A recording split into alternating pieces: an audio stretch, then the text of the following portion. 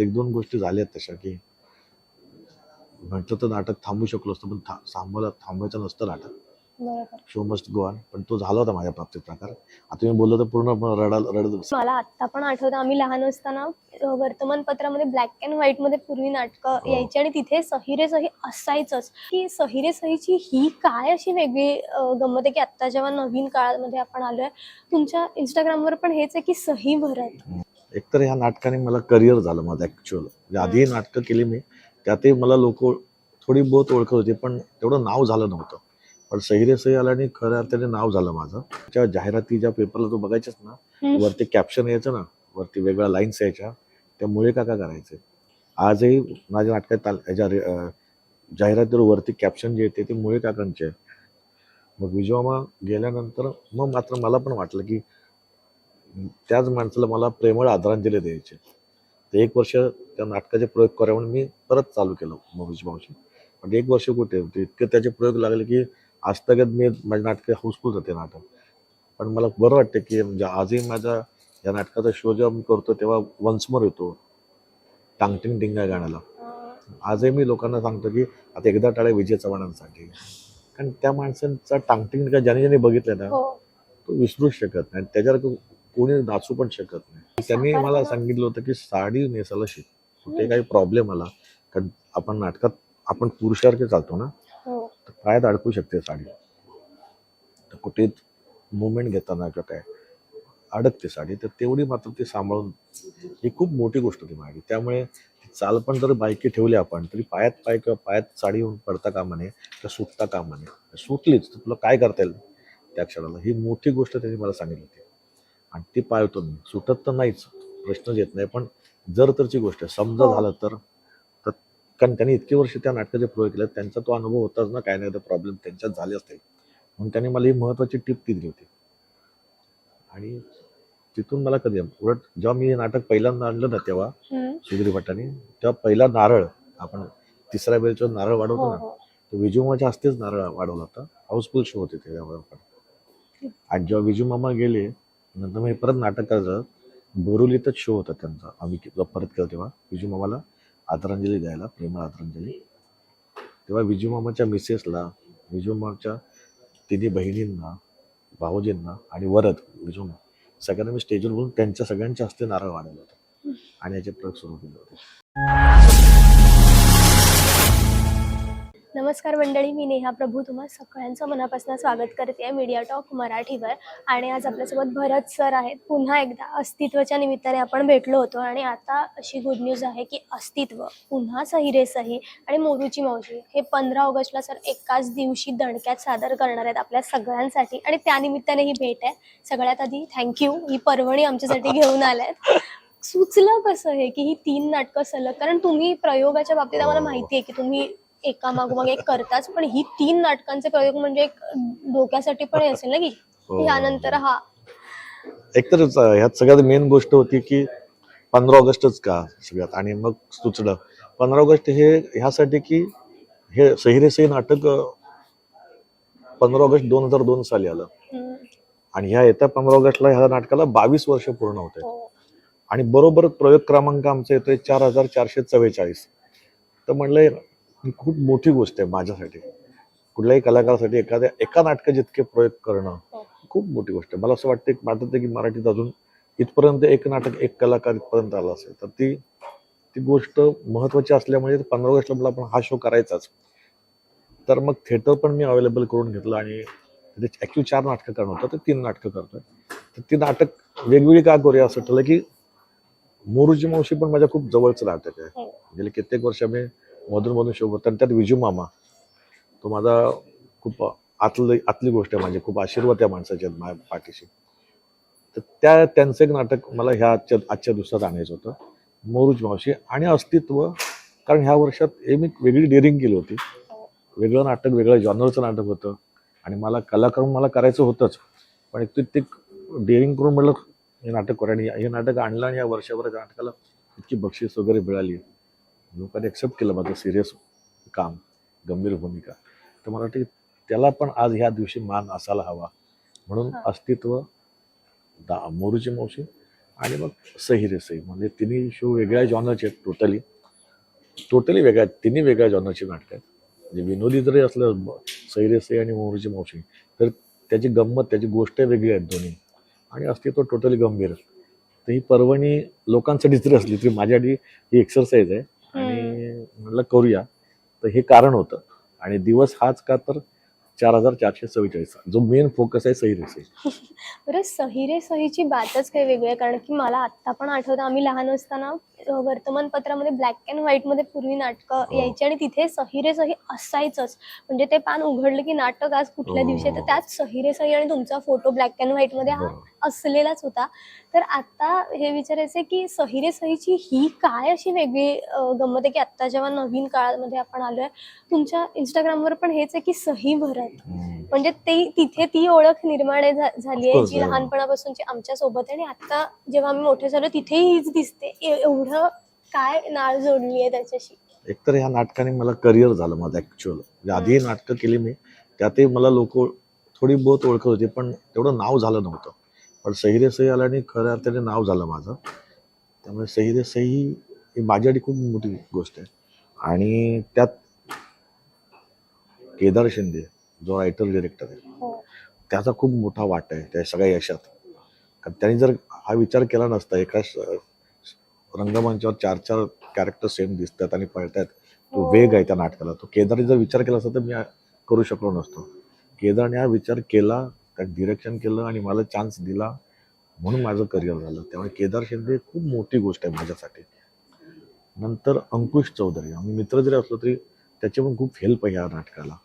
लता नार्वेकर, सुधीर भट, गोपाळ अलगिरी, आमचे अजय अतुल, गुरु ठाकूर, नितीन नेरुरकर, प्रदीप मोरे, कोणाकोणाचे नाव घेऊ, सगळ्या लोकांचा खूप मोठा हातभार आहे सही रे सही. उगाच प्रयोग होत नाही तितके. या लोकांचा म्हणजे अजय अतुलने पहिलं सही रे सहीचं पहिलं म्युझिक त्यांनी केलं होतं. नंतर जेव्हा आम्ही परत पुन्हा सही रे सही म्हणून आणलं तेच नाटक, तेव्हा पत्की काकाने म्युझिक केलं. गाणी लिहिली मंगेश कुलकर्णींनी गाणी लिहिली आहेत. नंतर सेकंड टाइम केलं तेव्हा ओमकारने, आमचा ओमकार दत्त, त्याने गाणी लिहिली आहेत. हे बऱ्याच लोकांचे हातभार आहे. सोनिया मुळे तिने डान्स बसवला होता पहिल्या, नंतर मयूर वैद्यने सेकंड टाइम मयूर वैद्यने बसवलं.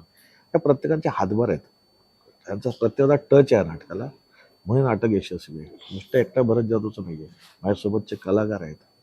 नंतर आमचा इस्त्रीवाला आहे, बॅकस्टेज आर्टिस्ट आहेत, हे पण महत्वाचे आहेत. ह्या सगळ्यांबरोबर अजून एक नाव महत्वाचं, अशोक मुळे काका म्हणतो आपण. त्यांनी या सगळ्याच्या जाहिराती ज्या पेपरला तो बघायच्याच ना, वरती कॅप्शन यायचं ना, वरती वेगळ्या लाईन्स यायच्या, त्या मुळे काका करायचे. आजही माझ्या नाटकात जाहिरातीवर वरती कॅप्शन जे येते ते मुळे काकांचे आहे. त्यांचाही मोठा हातभार आहे. त्यामुळे या सगळ्या लोकांचा टच आहे नाटकाला. या सगळ्यांचा आशीर्वाद आहे म्हणून नाटक सक्सेस आहे. आणि अर्थात या सगळ्यांबरोबर माझे रसिक प्रेक्षक, ज्यांनी खऱ्या अर्थाने नाटक चालवलं. हो. रिपीट बघून नाटक, कितीतरी रिपीट ऑडियन्स आम्हाला येतं नाटकाला. सगळ्यांनी नाटक बघून ह्या नाटकाचा दर्जा वाढवला आणि नाटकाची प्रयोग संख्या इथपर्यंत आणले. त्याशिवाय कोणी ऍक्टरचं काम नसतं. या सगळ्यांची टीम असली तर आपण या सगळ्यांच्या आशीर्वादावर फक्त मी काम करतोय, बाकी काय करतो. बरं, मोरूची मावशी विजय सर असताना पण तुम्ही केलं केलं होतं. तुमचा एक फोटो आहे की होय, तुम्ही त्या स्त्री वेशामध्ये हो. आहात आणि त्यांनी तुमच्या खांद्यावर हात ठेवलाय आणि तुमचा हात हो. पकडलाय. म्हणजे तो फोटो जवळपास, त्या फोटोतनं हो. असं कुठेतरी वाटतं की त्यांनी तुमच्यावर वारसा दिला हो, तुमच्याकडे नाही. आणि सुपूर्त केलं जवळपास. आणि मग त्यानंतर तुम्ही पुन्हा एकदा त्यांच्या नंतर ह्या नाटकाची सुधीर जबाबदारी भट्टांनी घेतली. जेव्हा ठरवलं करायचं मोरूची मावशी, त्यांनी मला विचारलं, तेव्हा मी विजू मामाला फोन करून विचारलं, करू का ते, तुमचा रोज करायला सांगितलं. तो विजू कर, मी येतो तुझ्यामध्ये. मग तालमीला विजू मामा स्वतः तालमीला यायचे. हो. आणि माझ्याकडे त्यांनी करून घेतलं. त्यामुळे ती व्यक्ती माझ्याकडे खूप मोठी आहे, विजू मामा. आणि जेव्हा विजू मामा नंतर नाटक थांबलं, आम्ही काही 500-550 शो केल्याने थांबलं होतं. मग विजू मामा गेल्यानंतर मग मात्र मला पण वाटलं की त्याच माणसाला मला प्रेमळ आदरांजली द्यायची. ते 1 वर्ष त्या नाटकाचे प्रयोग करा म्हणून मी परत चालू केलं मोरूची मावशी. पण 1 वर्ष कुठे, इतके त्याचे प्रयोग लागले की आजतागत मी माझ्या नाटक हाऊसफुल होते नाटक, त्यामुळे मी प्रयोग करतोच आहेत. त्यामुळे पण मला बरं वाटतं की म्हणजे आजही माझ्या या नाटकाचा शो जेव्हा मी करतो तेव्हा वन्स मोर येतो टांगटिंग टिंगा गाण्याला. आजही मी लोकांना सांगतो की आता एकदा टाळ्या विजय चव्हाणांसाठी, कारण त्या माणसांचा टांगटिंग टिंगा ज्याने बघितलं ना, हो. तो विसरूच शकत नाही. त्याच्यावर कोणी नाचू पण शकत नाही. कारण ती व्यक्ती मोठीच आहे माझ्यासाठी आणि तो आशीर्वाद मोठाच आहे माझ्यासाठी. म्हणून ते नाटक पण मी ह्या ह्याच्यात करायचं ठरवलं. आणि वेगळ्या जॉनर पण आहे, जरा धमाल नाटक आहे. ते यायचे तालमीला आणि तुम्ही हो, त्यांच्या हो, म्हणजे हो. जे स्वतः साकारतात ते त्यांनी असं काय ऍडिशन किंवा काहीतरी असं दिलं की जे नाही, त्यांनी मला साकारताना सांगितलं होतं की साडी नेसायला शिक. कुठे हम्म, काही प्रॉब्लेम आला, कारण आपण नाटकात आपण पुरुषासारखे चालतो ना, हो तर पायात अडकू शकते साडी. तर कुठे मुवमेंट घेताना किंवा काय अडकते साडी, तर तेवढी मात्र ती सांभाळून, ही खूप मोठी गोष्ट होती माझी. त्यामुळे ती चाल पण जर बायकी ठेवली आपण, तरी पायात पाय किंवा पायात साडी येऊन पडता कामा नये किंवा सुटता कामा नये. सुटलीच तर तुला काय करता येईल त्या क्षणाला, ही मोठी गोष्ट त्यांनी मला सांगितली होती आणि ती पाळतो मी. सुटत तर नाहीच, प्रश्नच येत नाही, पण जर तरची गोष्ट आहे. समजा हो झालं तर तर कारण त्यांनी इतकी वर्ष त्या नाटकाचे प्रयोग केले, त्यांचा तो अनुभव होताच ना, काय नाही तर प्रॉब्लेम त्यांच्यात झाले असतील. म्हणून त्यांनी मला ही महत्वाची टीप दिली होती.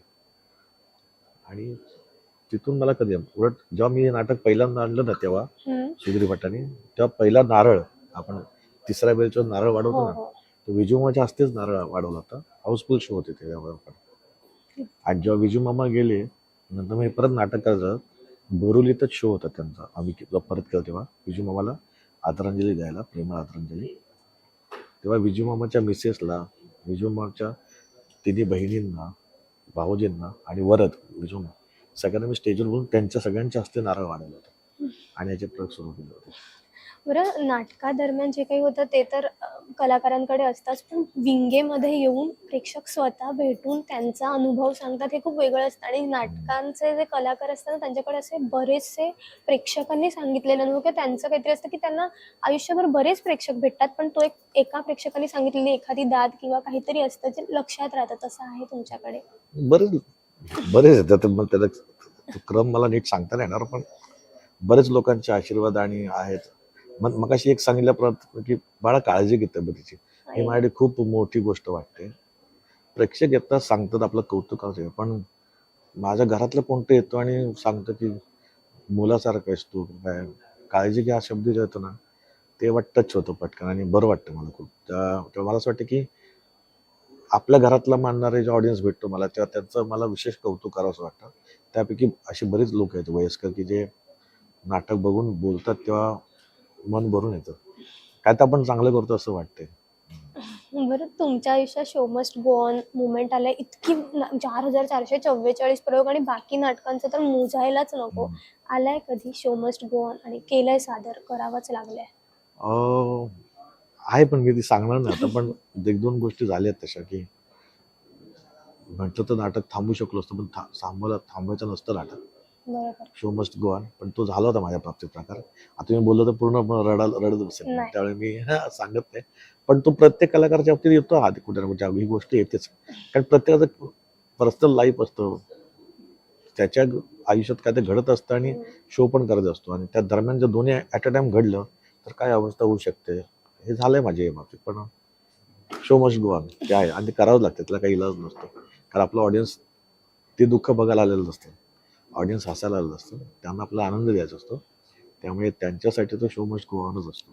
बरं आणि तुम्ही इतक्या सगळ्यांना क्रेडिट दिलं.